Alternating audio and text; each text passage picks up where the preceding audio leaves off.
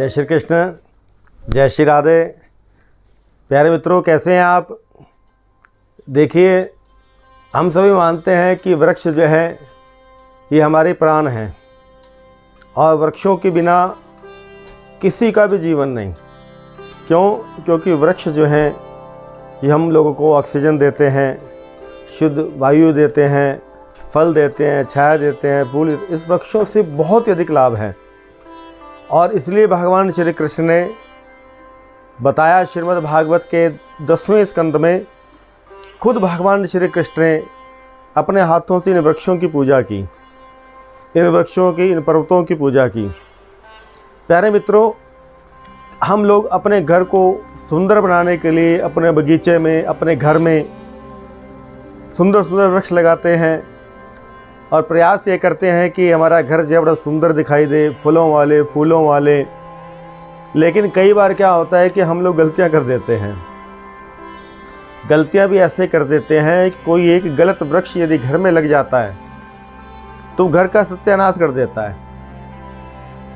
उस घर में बुरी ऊर्जा जो आनी शुरू हो जाती है, धन का आगमन, लक्ष्मी का आगमन जो है बिल्कुल धीरे धीरे बंद हो जाता है। और उस वृक्ष के लगने के कारण घर में जो बच्चे हैं, वो बच्चे जो हैं वो भी चिड़चिड़े हो जाते हैं, माता पिता की, बड़ों की आज्ञा नहीं मानते। तो प्यारे मित्रों, आज का जो मेरा वीडियो है वो बड़ा ही इम्पोर्टेंट, बड़ा ही उत्तम वीडियो है। बड़ी अच्छी जानकारी मैं आप सब के लिए लेकर के आ रहा हूँ कि हमें अपने घरों के अंदर कौन कौन से वृक्ष लगाने चाहिए और ऐसे वृक्ष लगाने चाहिए जिन वृक्षों को लगाने से हमारे घर में शुद्ध ऊर्जा आए, अच्छी ऊर्जा आए और उस ऊर्जा के संचार से हमारा घर जो है खुशियों से भरपूर रहे। हमारे घर में कोई अनाचार ना हो, हमारे बच्चे जो हैं वो माता पिता के आज्ञाकारी हों, विद्यावान हों, गुणी हों, सहज हों, नरम हों, हैं। ये सब जो है यदि घर में अच्छी ऊर्जा आएगी तो ये अपने आप ही ये हो जाएगा। अच्छी ऊर्जा के कारण बच्चे भी हमारे अच्छे, स्वस्थ और आज्ञाकारी बनेंगे। दूसरा ये है कि घर में लक्ष्मी का निवास जो है स्थायी रूप से होगा यदि हमने उन वृक्षों में से किसी एक भी वृक्ष को लगा दिया। तो प्यारे मित्रों, आज जो मैं आपको वृक्ष बता रहा हूँ, आप उन वृक्षों को सुने, देखें और उनका प्रभाव जो बड़ा उत्तम है। आप इसको भी जानें कि हमें अपने घर के अंदर, बगीचे में कौन कौन से वृक्ष जो है लगाने चाहिए। देखो, पहला नंबर आता है तुलसी का। सभी जानते हैं तुलसी जो है गुणों से भरपूर है। उत्तम ऊर्जा, अच्छी ऊर्जा घर में प्रवेश करती है। घर के अंदर जितनी बुरी ऊर्जा हो वो एकदम से बाहर चली जाती है। क्योंकि तुलसी जो है ये देव वृक्ष है, ऐसा हमारा शास्त्र कहते हैं। लेकिन आपको पता है कि तुलसी को कभी भी दक्षिण की ओर नहीं लगाना चाहिए। आप पूर्व की ओर लगा सकते हैं, ईशान कोण में अर्थात उत्तर पूर्व में लगा सकते हैं। यदि आप अपने घर में तुलसी लगाते हैं तो आपका घर जो है बुरी ऊर्जा से बचा रहेगा और आपके घर में हर प्रकार से सुख शांति भी रहेगी और लक्ष्मी का आगमन भी सदैव बना रहेगा। दूसरा वृक्ष है बेल का। प्यारे मित्रों, आप बेल के गुणों को नहीं जानते। आप केवल इतना जानते हैं कि बेल पत्र जो है भगवान शिव को अर्पण की जाती है। लेकिन आपको पता है कि बेल पत्र के वृक्ष में, उसकी जड़ में लक्ष्मी का वास होता है। जिस घर में बेल पत्र का वृक्ष होता है उस घर में लक्ष्मी का वास होता है। इससे पूर्व मैंने एक वीडियो बनाई, यदि आपने उन वीडियो को देखा होगा तो उसमें मैंने बताया कि बेल पत्र के वृक्ष की जड़ में नीचे बैठ करके शुक्ल पक्ष के सोमवार के दिन यदि दीपक जलाते हैं और लक्ष्मी जी के किसी मंत्र का, किसी स्तोत्र का, कनक धारा का, श्री सुक्तम का यदि हम लोग पाठ करते हैं और पाठ करके जब हम लोग घर वापस आते हैं तो प्यारे मित्रों, लक्ष्मी जो है आपके साथ साथ, आपके पीछे पीछे आपके घर में प्रवेश करती है। ऐसा फल है बेलपत्र का। और ये औषधीय गुणों से भरपूर है। इसी बेलपत्र के ऊपर मैं अगली वीडियो में आपको बताऊंगा कि शरीर के जितने भी दर्द होते हैं, चाहे वो जोड़ों का दर्द हो, चाहे वो सिर दर्द हो, वो केवल इस बेलपत्र से कैसे ठीक हो सकते हैं। औषधीय गुणों की खान है बेलपत्र। यदि मैं घर में लगा हो तो बड़ा ही अच्छा प्रभाव देता है। तीसरा वृक्ष आता है शमी का वृक्ष। प्यारे मित्रों, शमी का वृक्ष जो है ये भी बड़े गुणों का भरपूर है, गुणों से भरा हुआ है।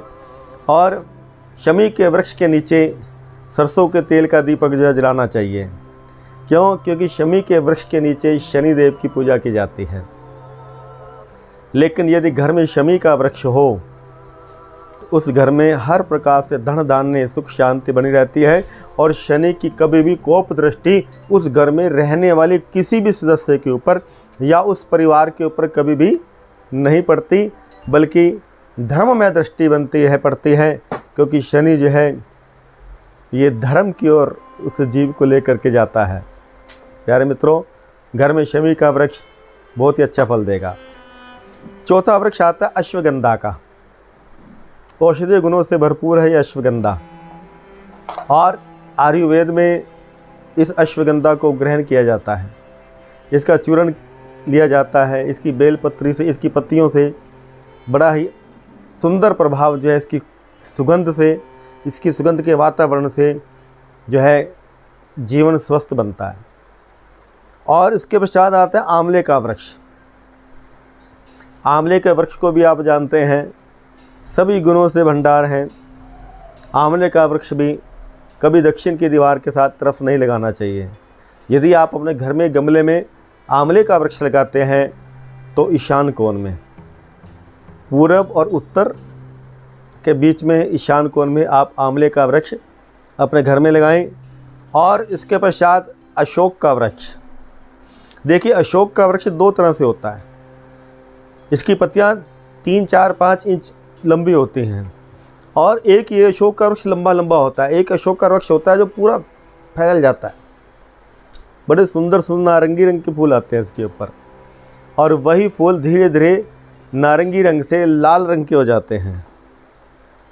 बसंत के दिनों में, बसंत की ऋतु में ये अशोक का वृक्ष जो है लगाना चाहिए। ये बड़ा फलता फूलता है। ये सारे शोक को, ये सारे दुख को ख़त्म कर देता है, सारे दुखों का ये नाश कर देता है। और इसके पश्चात श्वेतार्क।